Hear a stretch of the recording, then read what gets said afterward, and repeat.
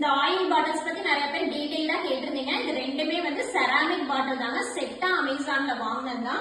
செராமிக்ங்கிறதுனால நம்மளுக்கு வந்து வழுக்காதுங்க. நல்லாவே கிரிப்பா இருக்கு. புடிச்சுக்கிறதுக்கு வந்து கிரிப்பா இருக்கு, வழுக்காது. இது வந்து நாசல் இந்த மாதிரி இருக்கிறதுனால நம்மளுக்கு வந்து நல்லாவே டைட்டா இருக்கும். ஆயில்ல லீக் ஆகாதுங்க. அதுக்கப்புறம் நம்ம இது வந்து பாத்தீங்கன்னா ஆட்டோமேட்டிக் ஆன் ஆஃப் தான். தானாவே நம்ம இப்படி ஊத்தும் போது தானாவே ஆன் ஆயிடும். இப்படி மேல தூக்கும் போது தானாவே க்ளோஸ் ஆயிடுங்க. ரெண்டுமே செட்டா வாங்கினதுதான். இதுக்கு வந்து ஸ்டாண்டு கொடுத்துருக்காங்க. ஃபிட்டா நிக்கிறதுக்காக ஸ்டாண்டும் கொடுத்துருக்காங்க. அதனால இது வந்து கீழே மேல சாயாம இருக்கிறதுக்காக இந்த ஸ்டாண்ட் வச்சு இது பண்ணிக்கலாம். இதோட பிரைஸ் வந்து பாத்தீங்கன்னா 900 பிளஸ்ங்க.